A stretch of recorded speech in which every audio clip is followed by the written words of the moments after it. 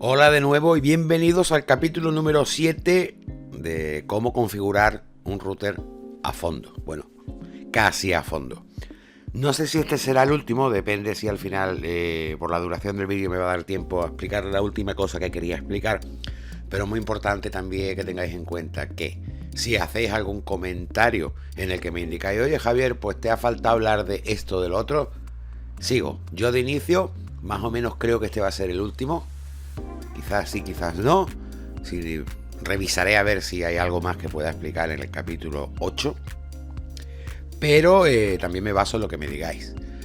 Por otro lado, hoy vamos a ver algo interesante como son las IPs privadas. Vamos a hacer un recordatorio rápidamente de lo que va la película.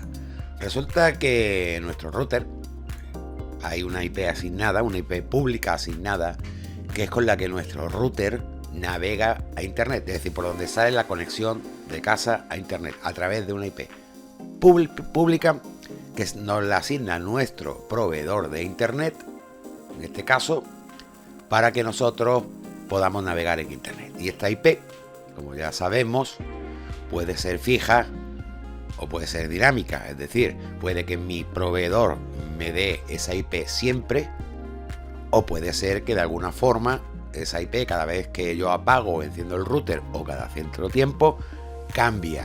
¿Por qué hace esto el proveedor de internet? Bueno, lo primero que hay que saber es que si la hace fija, es decir, que siempre yo tuviera la misma IP, me pasaría una tarifa, me cobraría. ¿Por qué? Pues porque tener IPs fijas hoy día, de IPv4, es casi un lujo, porque no hay suficientes IPs para tantos routers conectados a internet o dispositivos conectados automáticamente. ¿Eso qué quiere decir? Pues que ya hace años que se agotaron. ¿Y cómo es que tenemos internet entonces el resto de la humanidad si se han agotado?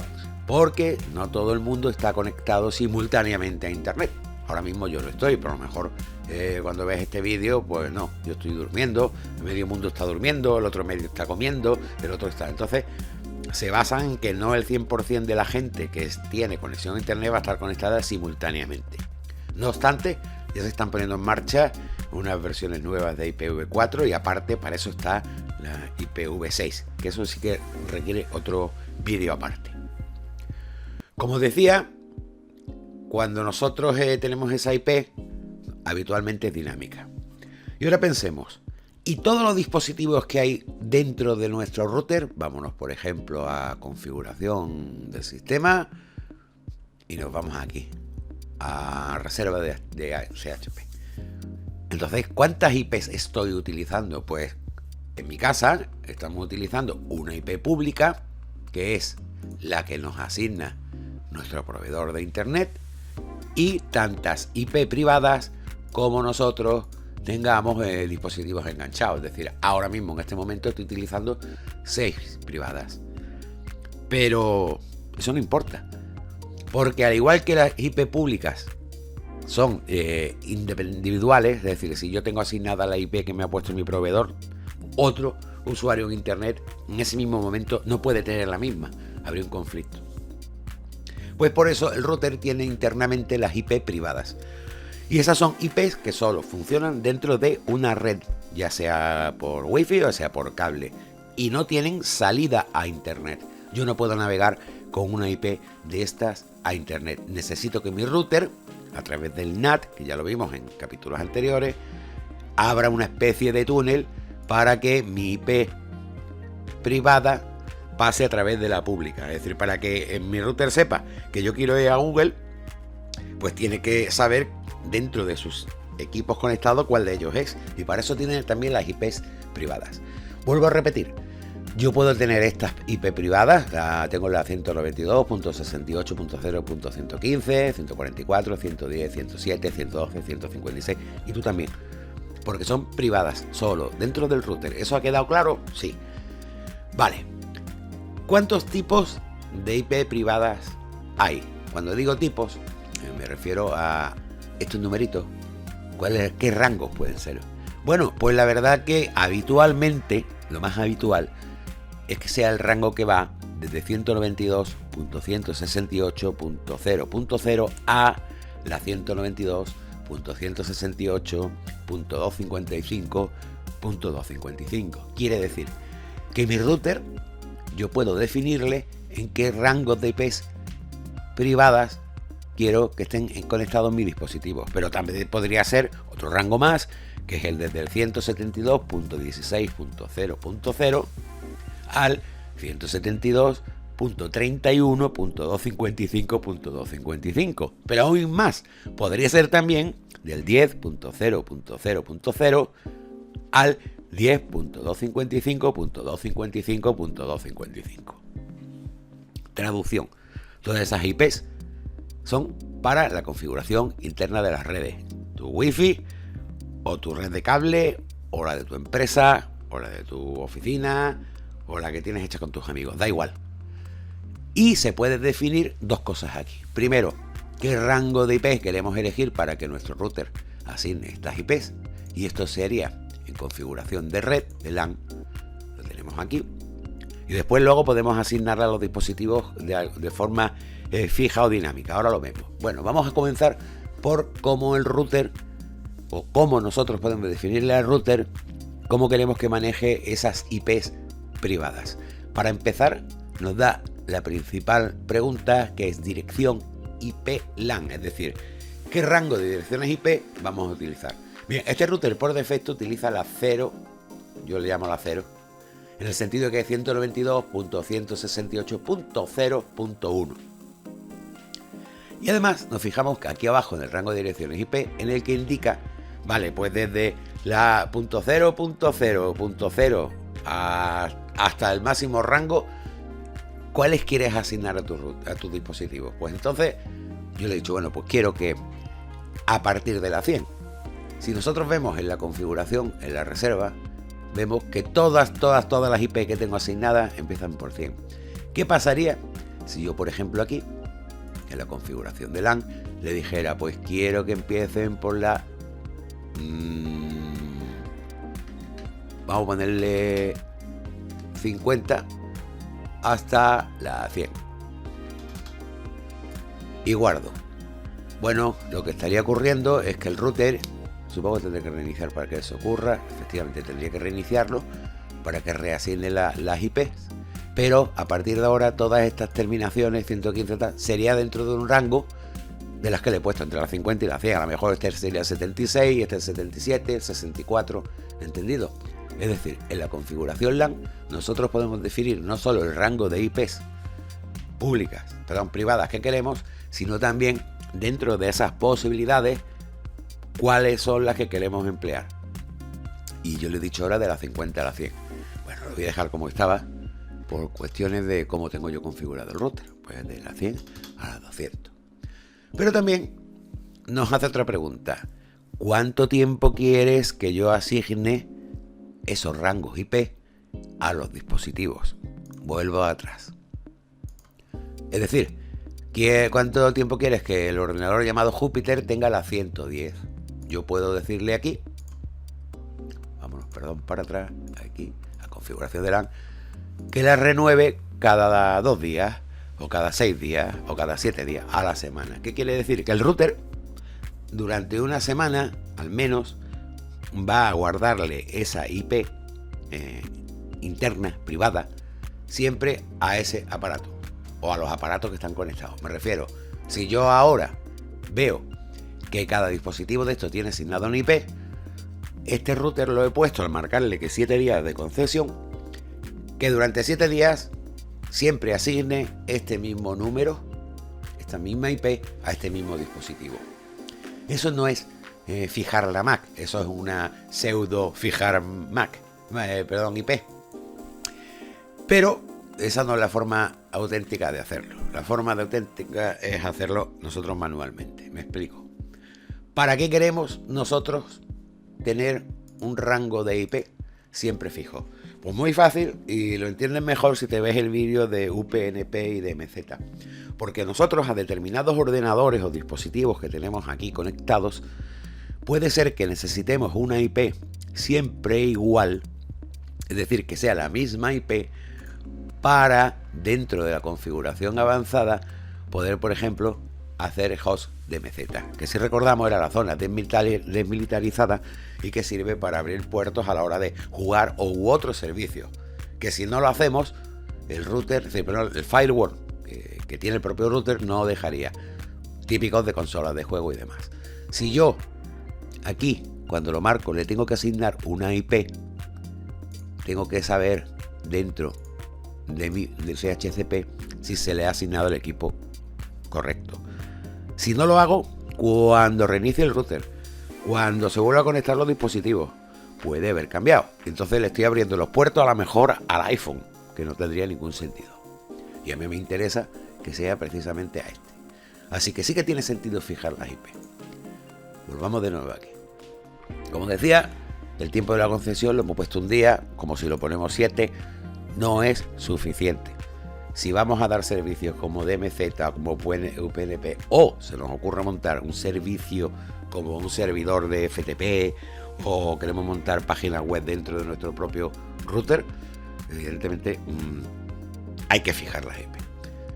Eso que suena un poco complicado es muy fácil, lo vamos a ver ahora. Nos vamos a la reserva de DHCP. Vuelvo a repetir y recuerdo siempre que este router viene así. En otro más o menos pues sonará lo mismo y andará en el menú por algún lado, pero se ve claramente cuál es.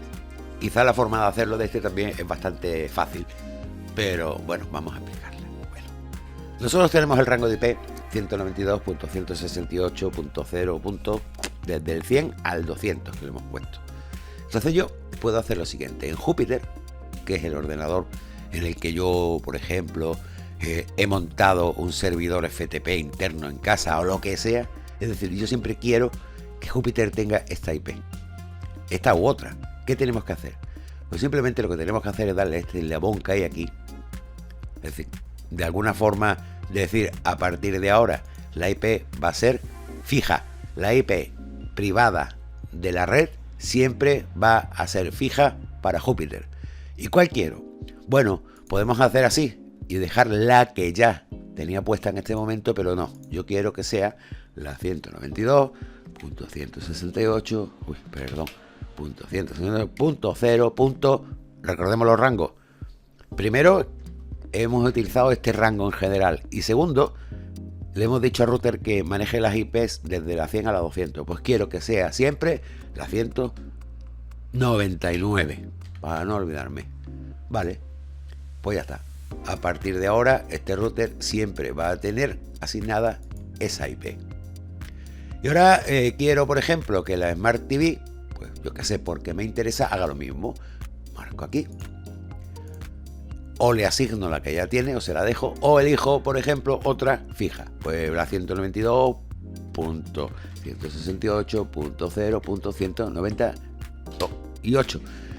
¿Qué habría pasado si se me ocurre o me despisto y pongo la misma IP aquí que aquí? Que le tendría que dar un mensaje a la red en la que dijera conflicto de IP. Cuando veamos que en nuestro ordenador sale conflicto de IP, quiere decir que hemos asignado la misma IP privada, interna, a dos dispositivos. Y eso no puede ser. Bueno, pues así de fácil se hace. Si yo mañana quiero liberar ya esta IP porque ya no me interesa que el Smart TV tenga asignada siempre la misma, pues sencillamente con hacer así ya queda liberado. Y ha quedado fijo este ordenador. Todo es igual. Si yo quiero, por ejemplo, que el iPhone tenga siempre una misma IP, marco y bien, o dejo la que hay, ya, porque me da igual, o bien manualmente yo le escribo la que yo quiera. 0.197. Vale, a partir de ahora siempre va a ser así. Mi Jupyter va a 199 y el iPhone 197. Aquí hay una opción de hacerlo manualmente, que bueno, yo creo que es más cómodo así, pero que a lo mejor podemos hacerlo aunque el dispositivo no esté conectado, porque a lo mejor toda la casa no la tienes conectada. De hecho, a mí me faltan muchísimos dispositivos. Y digo, bueno, pues voy a poner aquí la tablet, que no la veo ahora. Bueno, el iPad mejor. El iPad que no lo veo, la Mac, pero bueno, raramente tienes apuntada la Mac. Así que es más fácil casi que cuando esté conectado se haga todo.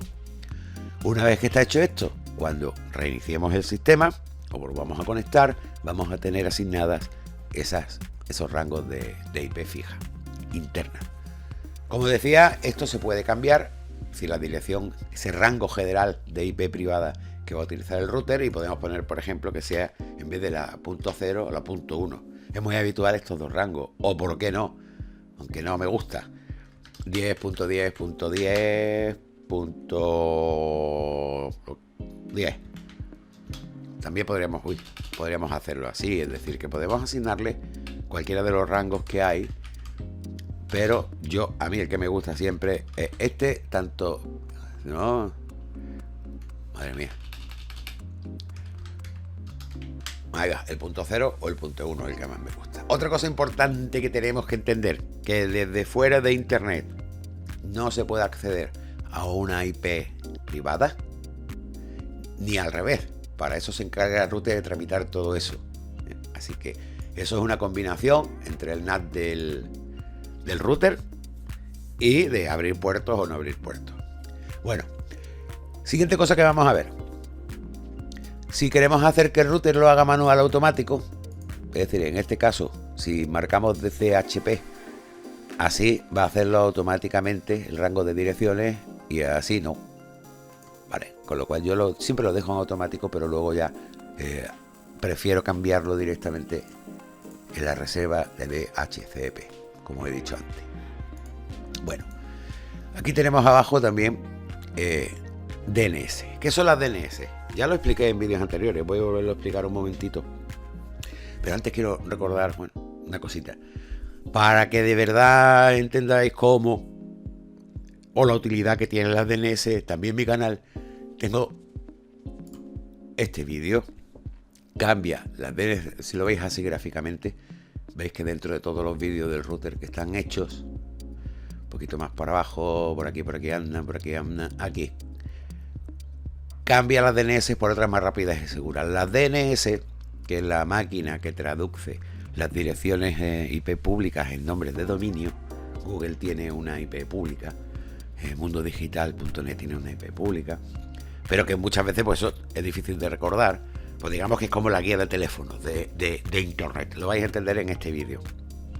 Bueno, pues nosotros en nuestro router podemos cambiar aquí cuáles son las máquinas en internet que queremos que sean en las que nuestro router consulte el nombre de dominio con respecto a la IP.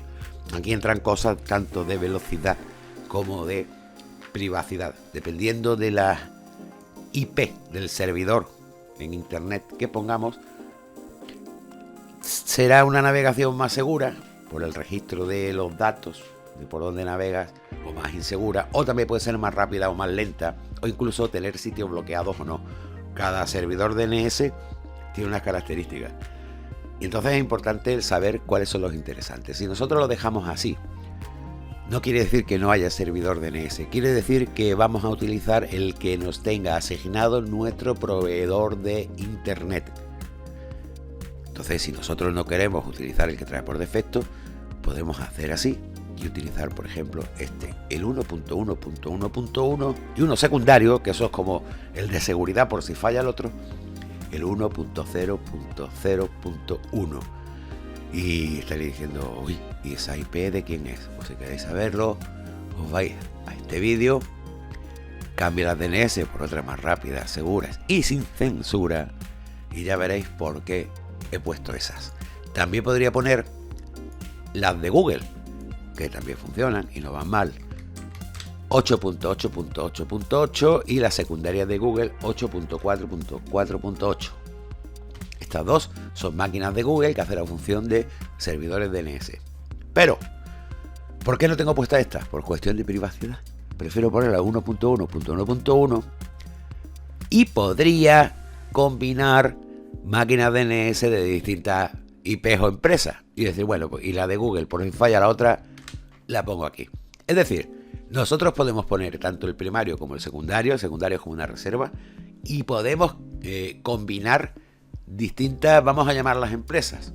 Estas Cloudflare, si no me equivoco, y estas de Google, no pasa nada. Es decir, nosotros podemos combinar aquí las IPs de los servidores pues más rápidos o más seguros. Vuelvo a repetir que en este vídeo cambia las DNS, otras más seguras y tal, total, en el que me enrollo pues explicando cómo hacerlo, y cómo cambiarlo y todo esto, ¿vale? Pues no solo en el router, porque lo podemos también hacer en el ordenador. Es decir, nosotros podemos fijar la IP en nuestro ordenador, pero más cómodo hacerlo desde el router. Vale, pero no solo eso, si eso que te he dicho por último, de cambiarlo en nuestro ordenador, te resulta un poco engorroso, pues porque hay que entrar las propiedades y demás, también la pequeña aplicación que explico también en nuestro canal, que es sencillamente para facilitar todo el proceso.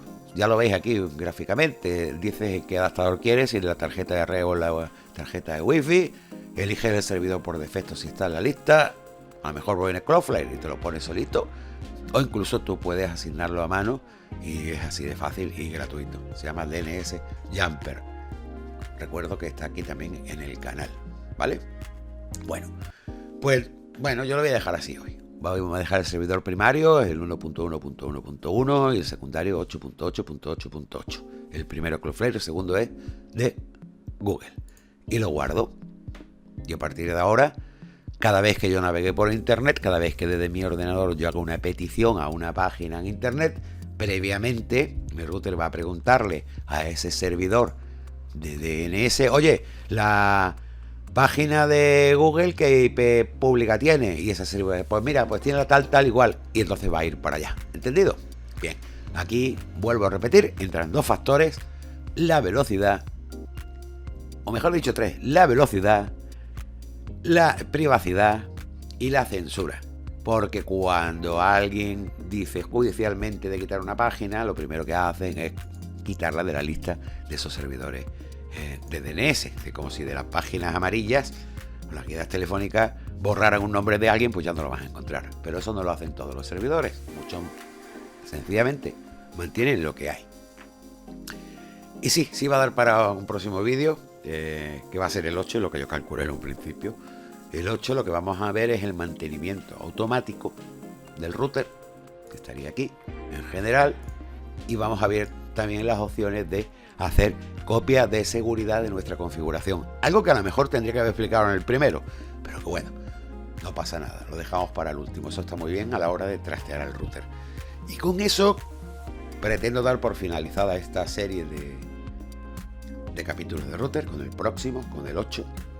Y tengo en preparación un par de vídeos más que no tiene que ver con los routers, pero ya anticipo que tiene que ver con el HDMI, las cámaras de vídeo, las conexiones, la captura y todo ese pequeño lío que todo el mundo tenemos con la señal HDMI, que si el cable, que si la red, que si cómo capturo. Espero que os esté gustando esta serie. Como digo, acaba aquí el capítulo 7, queda un solo capítulo para que acabe, pero siempre tenéis la opción de pedirme más en la caja de comentarios. Y recordad que en Mundo Digital tenemos también cómo se cambian las DNS, por ejemplo, y también el vídeo de cómo usar un router viejo que tengamos en el armario como repetidor. Así que hasta el próximo vídeo y nada, lo típico que se pide siempre en estas situaciones: un like para que me lo siga currando, compartir y suscribiros. Muchísimas gracias a todos por estar ahí y hasta el próximo vídeo.